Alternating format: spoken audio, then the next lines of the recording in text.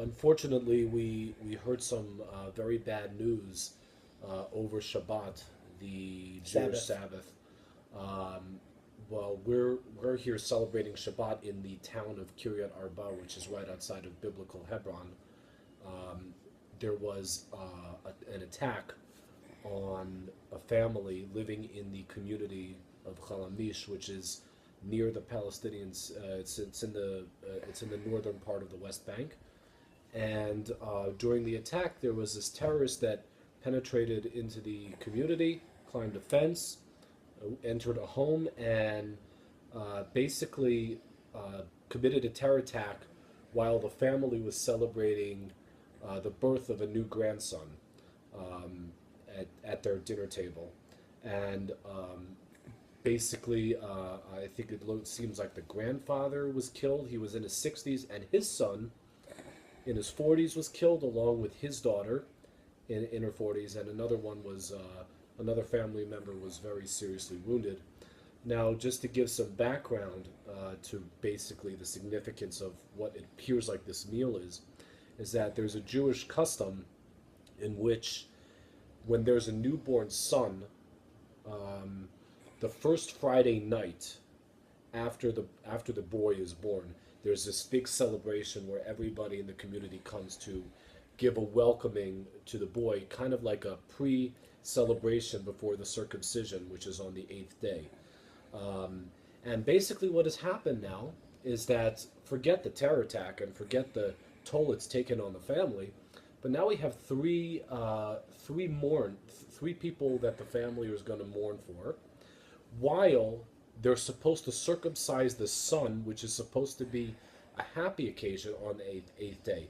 So in an event, it's kind of like a double or a triple kind of attack because it completely destroys their celebration. They're still required to do the circumcision, but I don't know how they can have such sort of a celebration with the with this attack.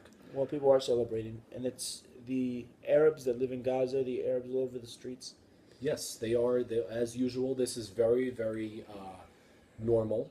That after such an attack in which a family is completely destroyed, Hamas will lead celebrations in its controlled territory of Gaza, and basically it appears that this terrorist, whose name is Omar Al Abed, according to Palestinian media, he did this in response to the fact that there are metal detectors making sure that nobody walking on the Temple Mount, also known as Haram al Sharif for Muslims, will come in armed with weapons. Um, and basically, the Muslim world and the Arab world are, many in the Arab and Muslim world are basically saying that Israel has changed the status quo on the Temple Mount, which only allows Muslims to pray on the Temple Mount. Well, it doesn't do that at all. But in any event, there's been a lot of incitement going on in the Arab and specifically the Palestinian world, and it seems like this is kind of like initiated. The father made some sort of comment about this, justifying it that the occupation, the so-called occupation, caused this attack, and that the occupation is to blame for this attack. Um, and I believe you said you heard the brother of the terrorist say that he wasn't trying to hurt Israel. It was I'm sorry, trying to he wasn't follow. trying to hurt the family, even though even though he just stabbed and ruined a family. He's trying to hurt Israel. Yeah, that's really going to hurt Israel. That's really going to hurt Israel because here's what happens. It doesn't hurt Israel, and maybe you could add a little. It really doesn't hurt Israel because generally what happens when these kind of incidents happen, always see all the time. There's much more unity in this country. There's much more unity. I remember the perfect example of this was Three teenagers got kidnapped.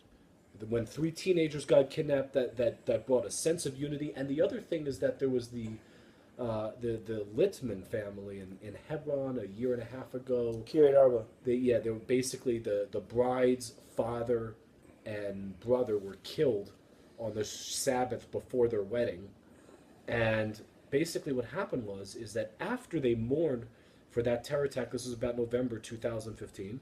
After they mourned, basically what happened is they literally invited the whole country to their wedding. And when I was there, I happened to have been there, and there were thousands and thousands and thousands of people. And basically what happens is you just do this, this causes more unity. So that stupid comment by his brother or something,